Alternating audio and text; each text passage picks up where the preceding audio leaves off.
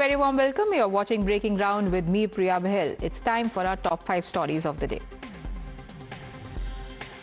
U.S. President Donald Trump cites India's electoral system, praises its voter ID mechanism and refers to his talks with the Chief Election Commissioner Gyanesh Kumar. Trump's remarks spark a political response in India, triggering a fresh flashpoint between the BJP and the opposition. Vande Mataram Rao has gained momentum after Congress sticks to its 2 stanzas of the national song stance at an event in Goa. BJP is now slamming Congress, calling the party a repeat offender, while the latter maintains nothing above national anthem for us. Senator and Elon Musk's X now are locking horns over a fresh tussle over content takedown requests. This after X made government requests more visible in the name of transparency. Government, meanwhile, maintains that transparency cannot override X's legal obligations in India.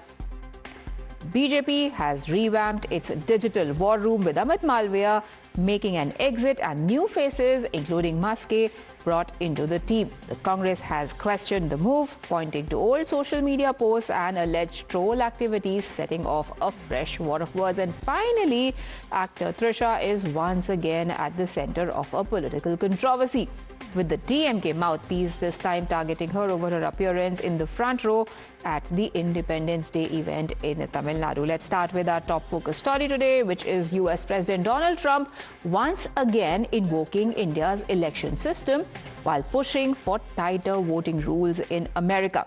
Trump has cited India's voter identification requirements and said that every Indian voter has a valid photo identity card, while less than 1% used postal ballots in the last concluded general election, that was in 2024.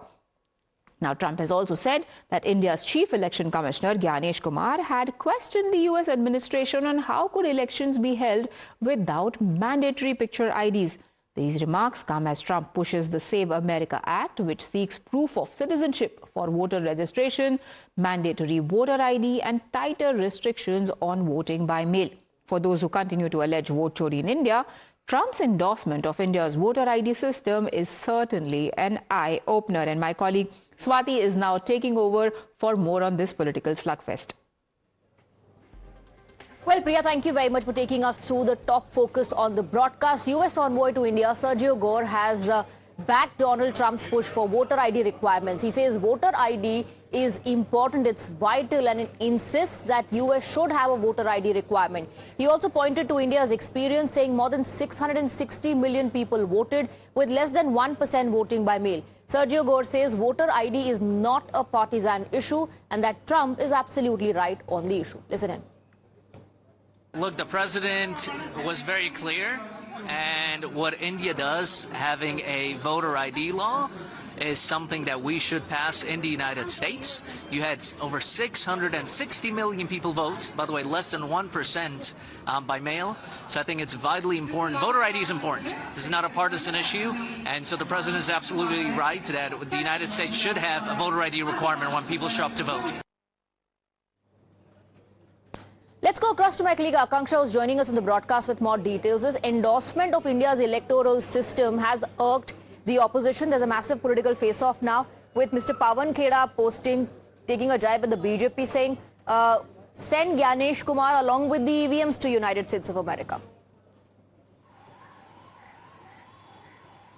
Right, because the opposition believes that the U.S. Is being pandered to by the Indian government despite no bilateral trade agreement and Trump waging a tariff war on India. But more importantly, India is also pitching its electoral diplomacy as the new soft power tool. And that is to keep in mind, because before this remark arrived lauding India's electoral system, the fact of the matter remains that the U.S. Ambassador Sergio Gore also had a meeting with CEC Gyanesh Kumar last week, where there was greater cooperation on electoral management decided between U.S. and India, where U.S. will be sending its election officials to learn from the Indian electoral system. Moreover, we've seen how delegates from various countries have been coming to study not just India's Lok Sabha election in 2024, but they also arrived from 22 countries. We had international delegates studying elections that took place this year as far as Kerala, Assam and Puducherry are concerned. Moreover, CEC Gyanesh Kumar is also presiding over IDEA, which is basically a grouping of various member states that ensures that election management is democratic, it's inclusive. India also organized a conference this year, which was also attended by the US official. So India is being lauded for not just being the largest democracy, but for being able to conduct such a large democratic exercise, because remember, it's important to note that the US president has also mentioned that figure of over 640 million voters who cast their vote with only 1% mail-in ballots. I want to emphasize the US is still depending on mail-in ballots, whereas India has nearly about eliminated that practice. Absolutely. Donald Trump wanting to change the system in US basis, the Indian electoral system. And like I said, that has only irked the opposition. Thank you very much, Akanksha, for taking us through the details. Donald Trump's praise for India's polling system has triggered a political face-off. Opposition leaders say Trump does not know enough about India or how elections are held here. They are also questioning whether his remarks should be taken as the truth, while accusing the government of influencing Trump on the issue of US elections. But the BJP camp has hit back. It says even Trump is now praising India's polling system, saying India, the world's largest democracy, and its election process is inspiring the United States. हम तो कह रहे हैं ले जाओ, कल ले जाते हो आज ले जाओ, अगली फ्लाइट से हम ईवीएम भी भिजवा देंगे, वहां एसआईआर भी कराओ, to serve with love, SIR कराओ, फिर डोनाल्ड ट्रम्प लाइन में लगे रहेंगे अपने कागज लेके, मेरे पिताजी यहाँ के थे, मेरे माताजी वहां की थी, पिछला वोट वहां दिया था, ले जाए, हम तो चाहते हैं ले जाए. We must recall an observation made by the Honorable Judge in the Adani case, where he said, it is a very rare sight that the President's office is sending a message for Adani. It sends a very wrong example. It should not be done. I think this one line says it all. We believe in judiciary, and I respect the Attorney General, what he said in the US, and that is my stand on this.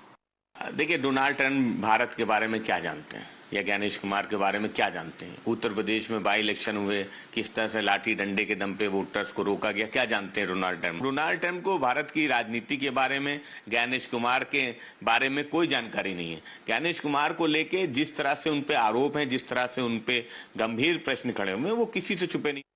Pick and choose करके कि politics करने में कांग्रेस को महारत हासिल है. अब तक की आप पिछले वर्षों का, दशकों का इतिहास उठा करके देख लीजिए, वो अपनी अनुकूलता से सभी चीज़ों को लेते और त्यागते हैं. सेल्फी विद तिरंगा खींच करके आप अपलोड करें, ऐसा आह्वान केंद्र सरकार के संस्कृति मंत्रालय ने किया था. माननीय प्रधानमंत्री जी ने मन की बात में उसका उल्लेख किया था. माननीय प्रधानमंत्री जी ने खुद वीडियो करके भी उसके लिए लोगों का आह्वान किया था. मुझे अत्यंत प्रसन्नता है. जो विपक्षी दल है, उनकी सबसे बड़ी व्यवस्था ये है कि जब जब वो चुनाव लड़ते हैं, तब तब जनता उनको चुनाव में हराती है, और वो अपनी हार का ठीकरा बजाय अपने सिर लेने के या अपनी गलती और अपनी कमियों को देखने के, उनके पास सबसे आसान रास्ता होता है कि वो हमारी ईवी मशीन को टारगेट करें, हमारे इलेक्शन कमीशन को टारगेट करें. Moving on, from the national capital to Goa, the Vande Mataram row has seen heated exchanges and a fierce debate over which side of the political spectrum is more patriotic. Now, in the latest, Congress President Mallikarjun Kharge was seen attending a party convention in Goa where the song was sung, the national song was sung, but stopped after the first two stanzas. With this incident coming to light barely 2 days after the fiasco at the AICC headquarter event during Independence Day in the national capital, the BJP has accused the Congress of disrespecting the national song. So the BJP says that the Congress party is a repeat offender. Let's take a look at what transpired, the sequence of events. On the 15th of August, in the AICC headquarter in the national capital, full Vande Mataram, the entire national song was played. Sonia Gandhi's gestures were caught on camera. BJP says that Sonia Gandhi wanted to stop the national song. Congress party says that gesture has been misrepresented. Then just 2 days after that, on the 17th of August, during a Congress event in Goa, Mallikarjun Kharge, the Congress chief, was present at the event where the national song once again was played, and it was sung before the convention, but just the first two stanzas. BJP says, based on the second incident, that Congress party is a repeat offender. हमको लगा कि 15 अगस्त को कांग्रेस के मुख्यालय में जिस तरह का एम्बैरेसिंग इवेंट हुआ, जो सोनिया जी को लग रहा था कि वो विरोध कर रही हैं पूरे वंदे मातरम गाने को, और बाद में उनके बौद्धिकता से गुणी मीडिया हेड ने कहा कि कुर्सी खोजी जा रही थी खड़गे साहब के लिए। ये बिल्कुल बकवास था। कल खड़गे साहब जब गोवा गए तो वहां भी पार्टी के कार्यक्रम में 2 स्टांजा ही गाया गया। आज हम पूरे कांग्रेस की मानसिकता पर एक सवाल उठाना चाहते हैं। If this is what the Congress party is doing to the great national song Vande Mataram, then you better stop claiming monopoly as the custodian of freedom movement.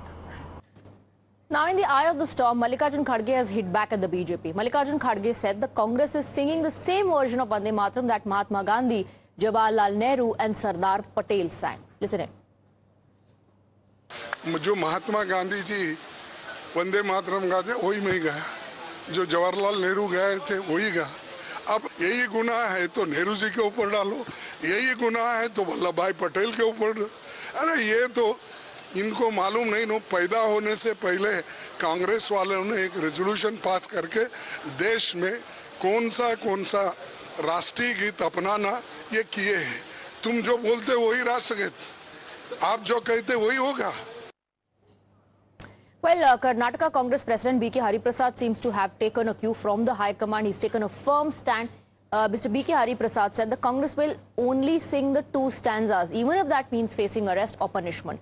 He asserted that the party is ready to stand on the position that the leaders have taken. ನಾವು ಆಡೋದು 2 ಸ್ಟ್ಯಾನ್ಸಾ, ನಮ್ಮನ್ನು ಜೈಲಿಗೆ ಹಾಕ್ತಾರ, ಪಾಸಿಗೆ ಹಾಕ್ತಾರ, ಹಾಕಲಿ ನಾವು ತಯಾರಿದ್ದೀವಿ. ಏನು ನಮ್ಮ ಪೂರ್ವಜರು ತ್ಯಾಗ ಬಲಿದಾನದಿಂದ ನಮಗೆ ಸ್ವತಂತ್ರವನ್ನು ಕೊಟ್ಟಿದ್ದಾರೆ, ರಾಷ್ಟ್ರಗೀತೆಯನ್ನು ಕೊಟ್ಟಿದ್ದಾರೆ, ಒಂದೇ ಮಾತೃವನ್ನು ಕೊಟ್ಟಿದ್ದಾರೆ, ಅದನ್ನು ನಾವು ಒಪ್ಕೊಳ್ತೀವಿ. ಸ್ವತಂತ್ರ ಹೋರಾಟದ ಘೋಷಣೆಗಳೇನಿತ್ತು. Let's go across to Sabyasachi, my colleague, who's getting us more details. Sabyasachi, the political face-off is only intensifying, with the BJP now hitting out, saying that Congress party is a repeat offender, while there are those in the Congress party who are reiterating that they will only sing the first 2 stanzas, even if that means attracting punishment or jail.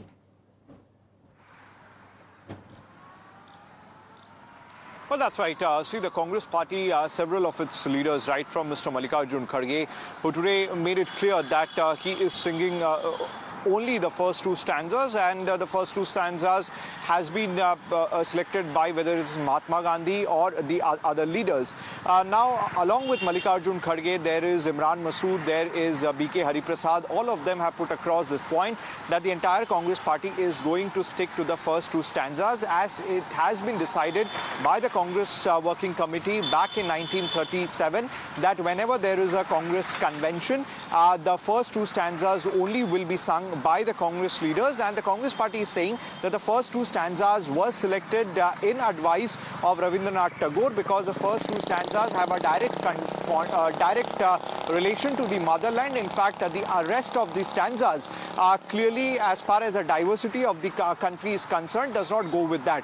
Now, the BJP has called this a direct insult to Vande Mataram, and the BJP says that the act has now become a law. So, if any of the leadership insults Vande Mataram, then action will be taken against them. So it has increased into a huge war of words, with the Congress party not putting their guard down. They are constantly making it clear that they are going to stick to the 2 stanzas of Vande Mataram only. Absolutely. So the Congress party, some leaders of the Congress party in a way saying that despite the law, they are not willing to follow it, which makes the 6th stanza version of Vande Mataram mandatory. Thank you very much, Sabyasachi, for getting us the details. Let's now take a look at a very interesting development that took place. A different song, instead of Vande Mataram, was played at an event attended by Maharashtra Deputy Chief Minister Eknath Shinde. In Maharashtra's Thane district, instead of Vande Mataram, a song by the late singer Lata Mangeshkar was played over the loudspeakers. Since the song lasted 4 minutes, the entire gathering stood in silence throughout. Maharashtra Deputy Chief Minister Eknath Shinde was also present during the event. His expressions made it evident that the wrong song had been played. However, everyone remained standing quietly and following the song. Mr. Shinde instructed the organizers to be more careful in the future during his concluding speech. Let's go across to Rakesh, who's joining us on the broadcast with more details. These days, the entire social media feed is flooded with either some political party and political leaders not respecting the national song or some of them getting it wrong. This time around, we're talking about an incident, Rakesh, where an entirely different song was played instead of the national song, Vande Mataram. That's right, Swati, and the situation went very awkward for Eknath Shinde and all the people present there, including the IPS and IS officers, when this song was played. In fact, they were expecting the traditional, conventional Vande Mataram song, but instead of that, Lata Mangeshkar's another album, a song from her album, was played, and that, as you said, that it went for 4 minutes, and everybody was seen very uncomfortable during that situation because they did not want to react at that particular moment. But then Shinde did not take a chance, and during his speech, or while ending his speech, he did mention that there was a mistake from the organizer's side, and better you ensure that such mistakes are never happen again in the future. And the right, which is approved by the parliament, should be played at all such events. So that was a very embarrassing moment for Eknath Shinde himself. But it seems there was some error on the organizer's part, which was later highlighted by Shinde himself. All right. Thank you very much, Rakesh, for getting us the details. Let's move on now to the other big story that we are tracking. Elon Musk's X has just made a move that is going to put governments, including India's, in an uncomfortable spot. X has announced that government content restriction requests will now be shown more clearly to users. So when a government body asks X to remove a post or restrict an account, X will now indicate that and where possible, name the agency as well, making the request and the legal basis for it. So let's break down the details of what this new X censorship rule is. Move number 1, government requests could be flagged so that information could be displayed, could be shown to the user. Move number 2, requesting agency could be named. Move number 3, legal basis could be shown as well. And move number 4 says users can see who sought restriction. So X says it wants to bring in more transparency. In other words, if the Indian government asks X to take down a post, the platform, which is X, will now tell the user that their post was removed at the government's request. The name of the government agency that requested the content to be taken down will also be made public along with the legal basis of the content restriction wherever possible. Now, India's response has been swift and firm. Government sources say X must continue to follow the country's laws. Greater visibility, they say, does not change X's duty to comply with local legal requirements. The battle between tech platforms and sovereign governments over transparency is now at India's doorstep. The opposition has wasted no time in using this story to make a broader political charge. Samajwadi Party says the government is limiting the reach and posts of opposition leaders on social media, and now it wants to change the law to curb freedom of expression. Congress National Secretary Abhishek Dutt makes an even sharper argument, says BJP RSS ecosystem actively promoted fake news through its own leaders, yet used social media selectively to police opposition voices. To make his point, he also calls the use of social media platform for the student protest crackdown. Listen. लगातार जिस तरह से विपक्ष के नेताओं की जो social media reach है उसको सीमित किया जा रहा है, कम किया जा रहा है। एक दायरे तक ही उनकी पोस्ट को या उनके जो सवाल हैं वो पहुंच पा रहे हैं। तो कहीं ना कहीं भारतीय जनता पार्टी की सरकार ने पहले से ही सोशल मीडिया पे जो विपक्ष की बातें हैं या विपक्ष की रीच है उसको घटा रखा है। और अब जिस तरह से लगातार नियम और कानून बदले जा रहे हैं, ये सही है कि जिस देश में के जो नियम कानून है उन नियम कानून का पालन होना चाहिए, लेकिन नियम कानून को बना के उसके पीछे अभिव्यक्ति की आज़ादी को नहीं दबाने का प्रयास करना चाहिए। Incumbent government of India has a very manipulative approach towards social media. When you see their own people, whether it was a former sacked IT head Amit Malviya, who was known for spreading fake information, or many such leaders of the Bharatiya Janata Party, when they come onto the public domain and they put false and fake narrative, the entire RSS BJP, including the top leaders of Bharatiya Janata Party, used to say that Kapil Sibal ji went to the court demanding that the Ram Mandir should not be built. And yesterday only, there was a statement by Mr. Kapil Sibal where he said he never said that. They've been encouraging people who spread fake news. When you sing the song of Bharatiya Janata Party, you're supposed to be good. But the moment you come out with facts, you use policing. Sabyasachi is back with us with more details. Sabyasachi, this is interesting. The X platform has made it clear that in case such a request is put to the social media platform, then it is going to let the user know that the request came in from the government agency. It might also make public the name of the agency that had asked for that content to be taken down. Opposition says that social media is being used to restrict the voice of the opposition. Interesting turn of events. Well, absolutely. See, social media platform X have made it clear that going ahead, they are going to make public algorithm code, which will be available for the general public to see what specific order have the government ordered when it comes to content moderation or restricting or blocking content. Now, social media X say that the name of the government and also the name of the agencies will be mentioned over there for the general public to see it. Now, as far as X is concerned, they are saying that it is for the greater visibility as far as the greater transparency is concerned. Now, the government of India has intervened. The government of India have told X that whatever you do, you have to follow the law of the land. So, a greater visibility does not change that the fact that you have to follow the law of the land. And the government of India have been saying to various social media platforms that when you function in different countries, suppose in U.S. There are different set of rules. But when you come to India, there are different set of rules. So you have to follow those rules. You cannot function as per the law of the United States. Law comes first. Law still comes first. That's the message of the government of India on reports that X might now share details of who's asking for the content to be taken down with the user. Thank you very much, Sabyasachi, for getting us the details. Without a quick break on the broadcast, we have a lot more lined up on the other side. Stay on. It's unveiled its first major organizational blueprint under Nitin Nabeen, and this is not a routine reshuffle. Veterans are returning. Several established faces are out. Smriti Irani is back in a crucial UP role. Amit Malviya's long run at the IT cell has ended, and key state responsibilities are being recalibrated. The BJP says it is balancing experience, youth, geography, and social representation. But politically, the bigger question is what kind of BJP is Nitin Nabeen building for the battles ahead? So let's break down the details. Let's talk about the key inductions. Piyush Goyal, Commerce Minister, is now the National Treasurer. Smriti Irani, ex-Amethi MP, has made a big comeback, National General Secretary in charge of Uttar Pradesh. Ram Madhav, ex-General Secretary, now National Vice President. Sandeep Pathak, ex-AAP MP, now inducted as National Secretary. But every reshuffle also has a list of absences. And that list is already generating political attention. Number one, Amit Malviya is out after an 11-year run heading the BJP's IT cell.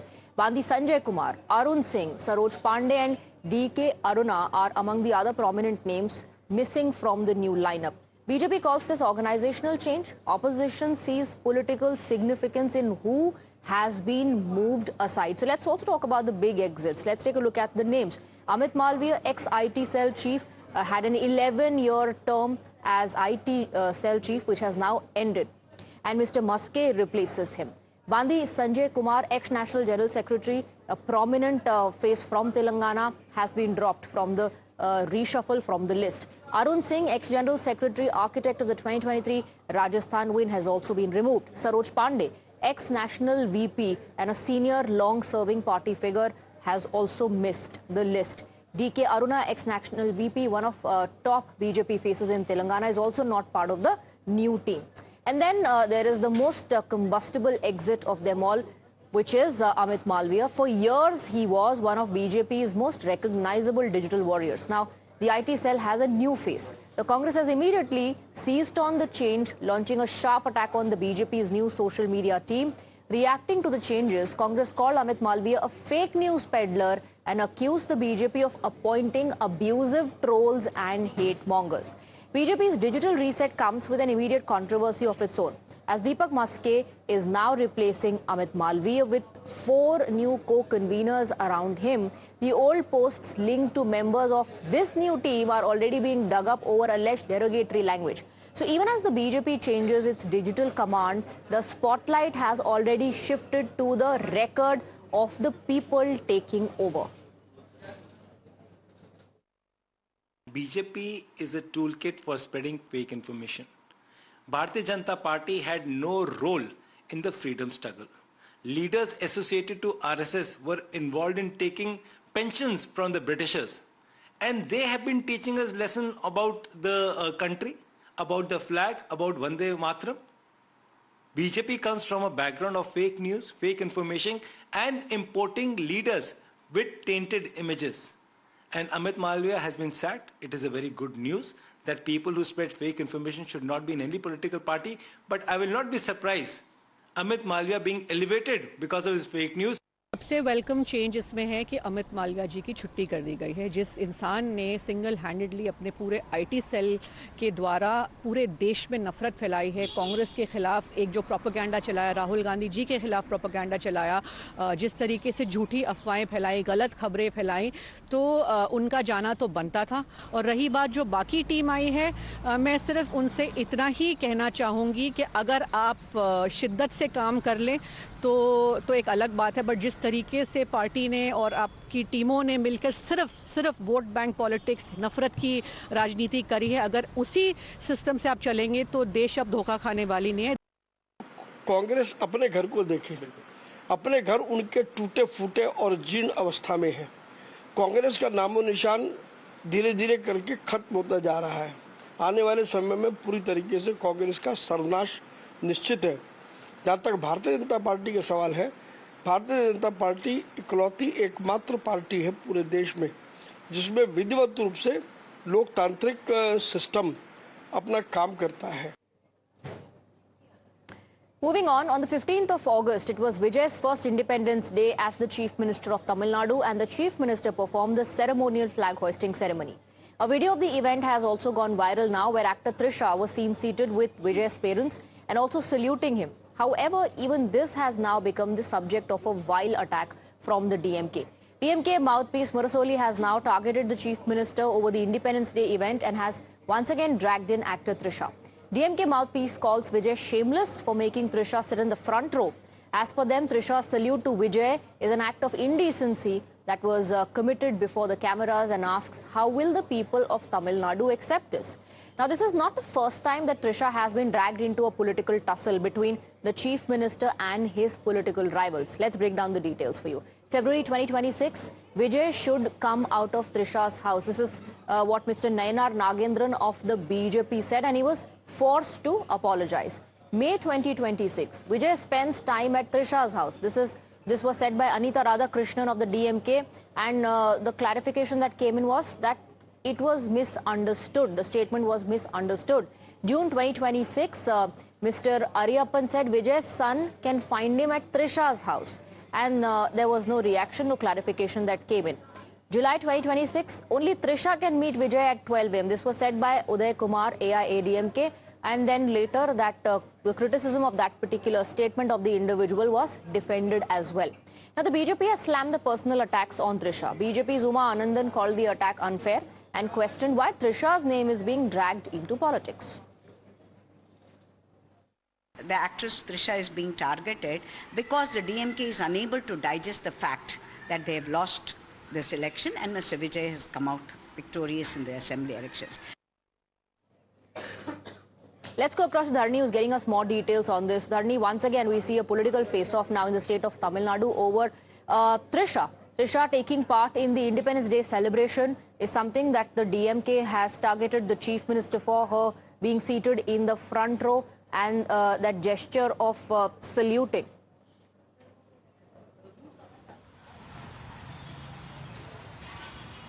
Well, once again, as you rightly said, Trisha's name has been, taken in a political attack by the opposition parties. In fact, DMK's mouthpiece Murasoli has, spoken about Trisha's presence in the Independence Day event. How the Chief Minister brought an actress to the Independence Day celebrations, and how she was made to sit in the front row along with his parents. This is what is being questioned by Murasoli.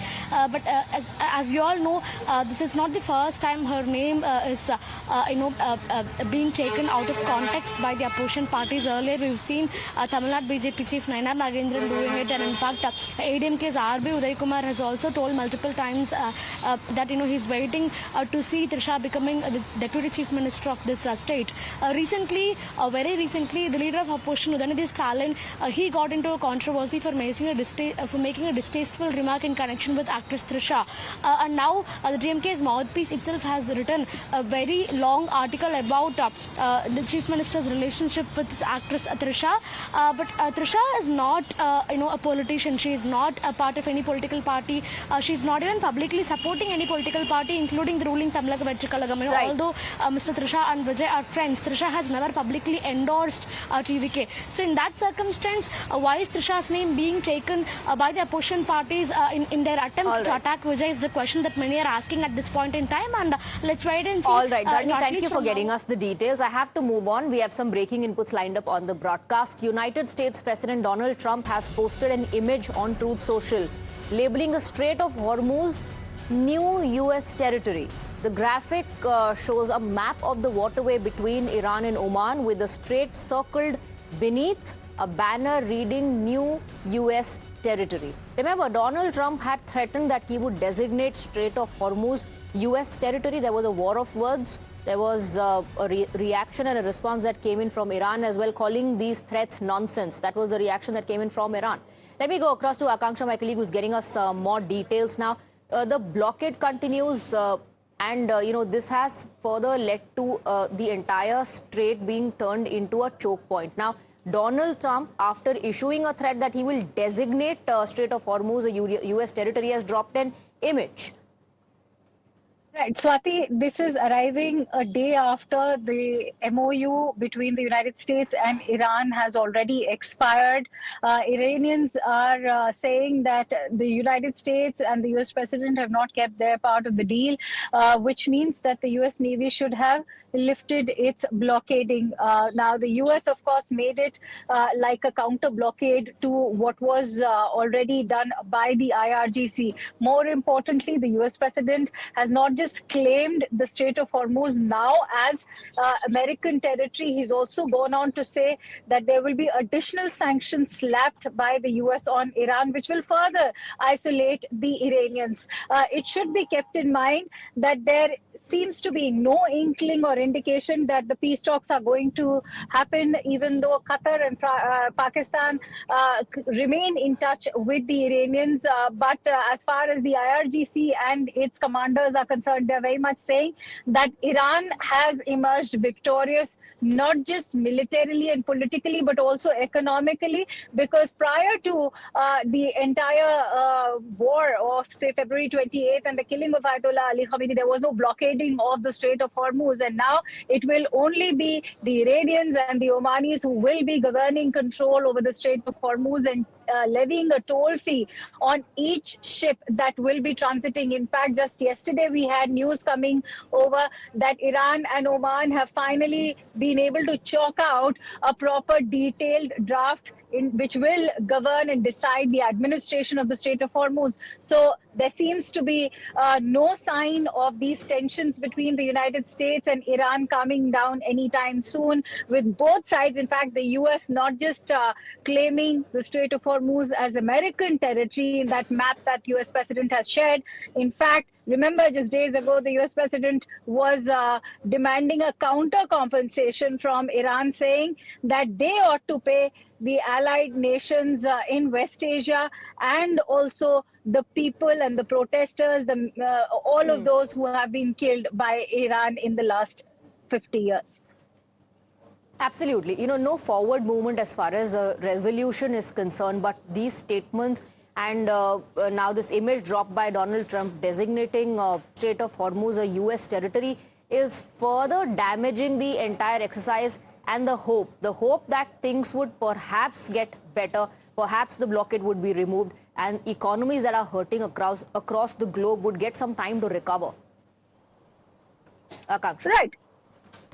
Oh, absolutely. Because if you look at it, it's not just say the United States or Israel or Iran immediately. Iran, of course, their economy is sinking in, but the U.S. president himself is extremely answerable, not just to his MAGA base or the Republicans, but the very many Americans as well, because the U.S. itself is going to be going through crucial midterms in November. And the fact is that there's a cost of living crisis plaguing Americans themselves, apart from the entire global economy bleeding. We've seen how global aviation industry, global travel has come to a screeching halt, especially after the airports were also in the line of fire. We've seen that happen at the UAE International Airport right at the beginning of the war. West Asian allies of the United States, including Qatar, Bahrain, Kuwait, Jordan, UAE, Saudi Arabia, they all are now in the line of fire, and they feel that they have unnecessarily got sucked into a conflict they never asked for. So economically, yes, there's already an impact. Geopolitically as well, there is an energy crisis which the world is currently reeling under, and the U.S. president is being held responsible for it. So much of the rhetoric that we are seeing shape up Donald Trump's Truth Social posts is also a result of his frustration with regards to no end or any peace deal that he's been able to manage. All right. Thank you very much, Akanksha, for breaking down the details for our viewers. We have more breaking inputs lined up on the broadcast. This is what we're given to understand. General Yadollah Javani, Deputy Political Commander of the IRGC, has said in an interview with IRIB that the Strait of Hormuz is a divine blessing with a unique geopolitical position that is under Iran's control. According to him, Iran had not been able to make full use of this geopolitical advantage. Before this, the recent war enabled Iran to establish its own arrangements and exercise governance over the Strait of Hormuz. He also described this development as a major change in Iran's geopolitical position compared with the pre-war period. So on one hand, you have Donald Trump dropping this new map on Truth Social, designating Strait of Hormuz a U.S. territory. On the other hand, the statement coming in on how post the war situation, Iran has been able to establish its own arrangements and exercise governance over the Strait of Hormuz. There'll be more reactions from both sides. We'll keep a close watch on that. For the moment, a quick break.